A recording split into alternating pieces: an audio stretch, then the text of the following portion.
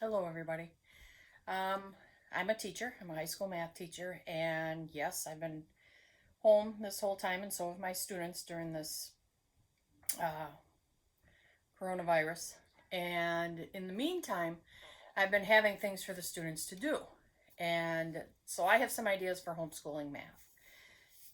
They're not difficult to do. There's stuff you probably do already, which is great if you already have ideas like this. Just keep doing them.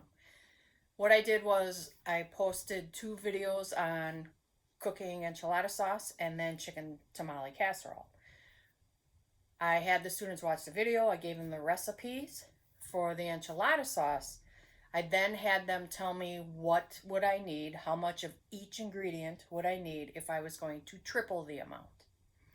Then for the chicken tamale, I asked them how much of each ingredient would I need if I was going to cut it in half.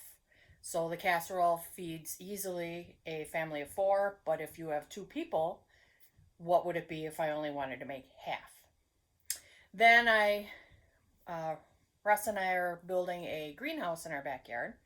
I gave the dimensions, just the length and the width, and I asked them to give me the area it would cover. I'm going to expand on that as time goes on as we build it, but that was a good starting point.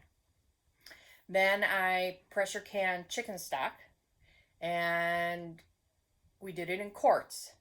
And from there, the math I had them do was, I need you to convert the quarts, however many jars I did, how many gallons was that, and then how many ounces was that.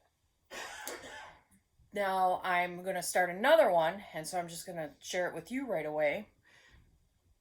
When I was making the chicken stock, you've seen this before, hydroponics with your vegetables. It's so simple, and it's really kind of cool. So you can do this even with your littlest of children because it's fun to watch. So the bottom of the celery, I took about, inch and a half, 2 inches, probably an inch and a half. And all I did was put it in this glass with water, and it's growing. So I'm going to give the instructions to my students over Google Classroom, but I'm going to have them measure. I'm going to have them mark down which day did they start this, measure every day how much it grew. I don't really need to know the water amounts and how much water. Just keep the bottom, the roots in water. So I should probably put a little bit of water in this probably tomorrow. Then, since I have high schoolers, I'm then going to ask them to make me a table. What would be the X values? What would be the Y values? Therefore, what's the input? What's the output? Then I'm going to have them graph it for me.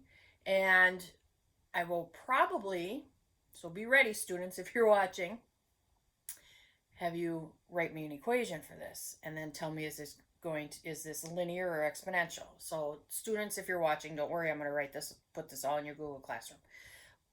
But this is something also simple to do, and then they can actually eat it, and it would be really cool if they then did this all the time. I've done this with onions, green onions especially, so you get the green parts. If somebody wants to see a video on that, that's great. I'll do that also. It's fun. It's a lot of fun. And then this just sits on my windowsill. And as it grows taller, as much as you want, cut it, and it'll keep coming. This was just from the grocery store.